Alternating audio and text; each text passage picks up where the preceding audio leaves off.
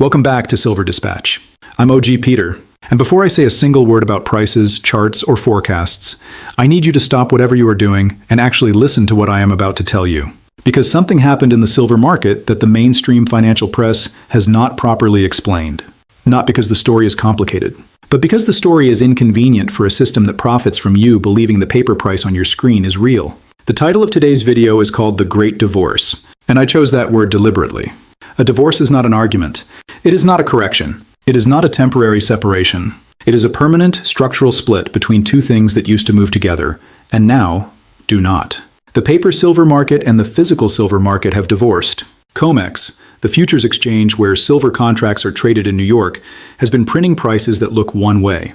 And Shanghai, where actual physical silver bars are being loaded onto trucks and moved into industrial facilities, is telling a completely different story. Shanghai premiums on physical silver have touched nearly 10% above COMEX futures at multiple points in recent months. Under normal market conditions, that gap closes in hours. Arbitrageurs move metal from cheaper markets to expensive ones, and the spread disappears. But the gap is not closing. And that is not a glitch. That is a signal. Let me explain what kind of signal it is. A market price is not just a number. It is information. It is the compressed intelligence of millions of transactions, thousands of participants, and the real-time balance between supply and demand communicating itself in a single figure. When that price is accurate, it guides production, purchasing, and planning across every industry that depends on it.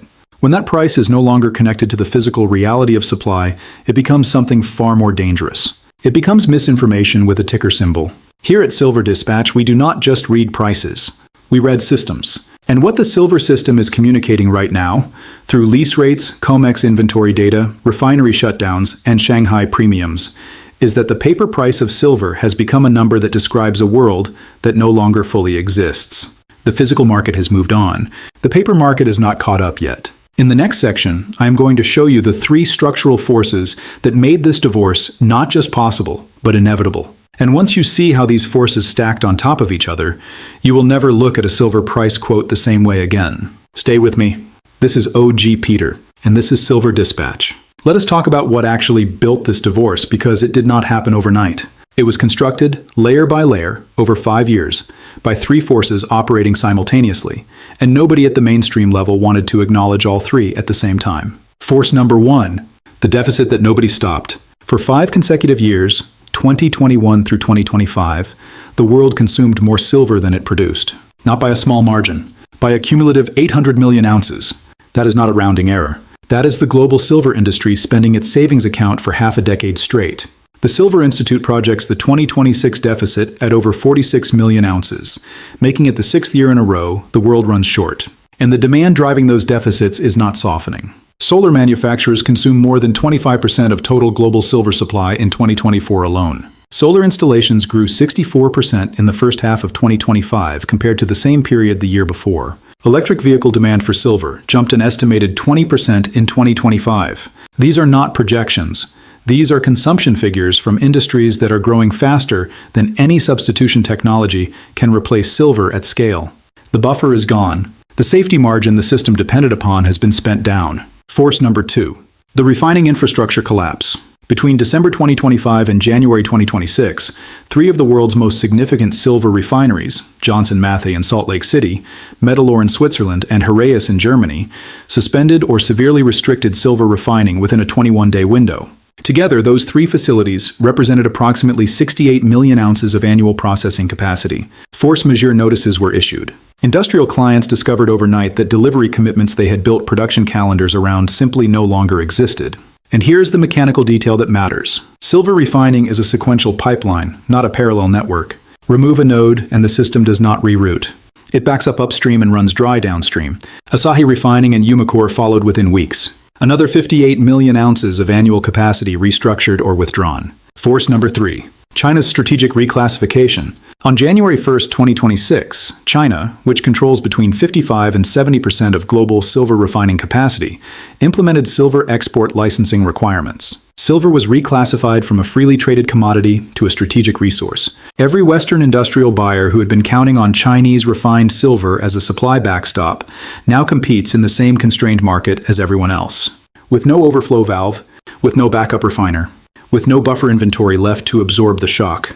3 forces, all active simultaneously, all pointing in the same direction. This is OG Peter on Silver Dispatch, and we are just getting started. Now we get to the part of this story that I want you to sit with carefully, because this is where the forensic analysis meets the real-time consequence playing out in the market right now. Let me give you the COMEX numbers, and then I want you to ask yourself a very honest question about what those numbers actually mean. Between 2020 and early 2026, registered silver inventories on COMEX, the metal actually available for immediate physical delivery against futures contracts, fell from approximately 346 million ounces to approximately 76 million ounces. That is a decline of roughly 78%, while futures contract volume remained elevated. The coverage ratio, the percentage of outstanding paper claims that could actually be satisfied with registered physical inventory, now sits at approximately 13.4%. Exchange analysts flag below 15% as stress territory, historically rare, historically associated with delivery pressure events. In a single week in January of 2026, 33.45 million ounces were physically withdrawn from COMEX registered inventory. That is roughly 26% of the entire deliverable pool, gone in 7 days. This is not normal trading behavior. This is strategic accumulation occurring under the cover of normal market mechanics. Large institutional actors who know exactly how much physical silver exists and exactly where it is are removing it from the exchange. Simultaneously, the silver market entered sustained backwardation. Spot prices began trading above futures prices starting in October of 2025 and have held that condition. Backwardation in a commodity market is not a chart pattern. It is the price system communicating in the most direct language available that nobody with physical silver trusts the forward supply chain to deliver it. And silver lease rates, which in a normal year sit between 0.3 and 0.5% annually, surged to between 7 and 8%, with some institutional data sources citing figures above 15% in late December 2025. Emergency lease rates mean that the remaining holders of deliverable physical silver are commanding emergency premiums to part with it even temporarily. Now stop and ask yourself the honest question. What is the paper price of silver actually measuring at this point? Before you answer, if this kind of structural forensic analysis is the content that cuts through the noise for you, and I believe it is, then hit subscribe on Silver Dispatch right now. OG Peter does not cover silver the way the mainstream does. We cover it the way it actually is. New analysis drops regularly, and the next one builds directly on what we are covering today. Because the mainstream resolution narrative, the one telling you this all normalizes in a quarter, fails on 4 specific grounds. And that is exactly where we are going next. The conventional resolution story goes like this. Silver ran up sharply. Some operational disruptions occurred. Prices will correct as supply normalizes. The whole episode resolves in a quarter or two as refining capacity returns. Everything goes back to normal. I want to dismantle this narrative precisely, because it is not just wrong. It is wrong in ways that cost people real money if they believe it. Ground 1. The capacity is not returning on any predictable schedule. Building silver refining infrastructure is not a 6-month project. Asahi's new Salt Lake City facility is described in public filings as being in a construction phase expected to reach substantial completion at an indeterminate future point. The domestic United States refining gap is widening in real time, not closing. Ground 2. There is no single institution with authority to force resolution. Silver is simultaneously a monetary metal, an industrial commodity, and an emerging strategic resource. The Federal Reserve manages monetary policy, not commodity supply chains. The CFTC regulates derivatives, not physical flows. The Department of Energy cares about green energy infrastructure, not futures market microstructure. Every relevant institution has partial jurisdiction. No institution has comprehensive authority. That architecture does not resolve quickly. It is a structural problem, not a policy one. Ground 3. Substitution is real but slow. Yes, manufacturers are engineering around silver. But qualification cycles for aerospace, defense, medical, and semiconductor applications run 2 to 4 years at minimum. The disruption is moving faster than the substitution. By the time the alternatives are qualified, and deployed at scale, the market will have already repriced. Ground 4. And this is the most consequential one. Getting refining back to normal does not solve the underlying supply-demand imbalance. It stops the drawdown from accelerating. It does not replenish the 800 million ounces of cumulative deficit. Normalization stops the compounding. That is a very different thing from resolution. So here's where I leave you today on Silver Dispatch. Silver is trading around $78 per ounce this morning. A year ago, it was below $36. The mainstream calls it a safe haven rally, a dollar story, a geopolitical story. Those explanations contain partial truths. None of them explain the 13.4% COMEX coverage ratio. None of them explain 10% Shanghai premiums. None of them explain lease rates above 15%.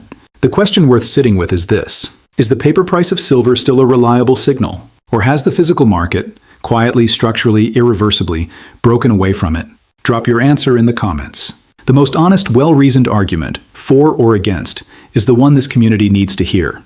This is OG Peter. This is Silver Dispatch. And this conversation is far from over.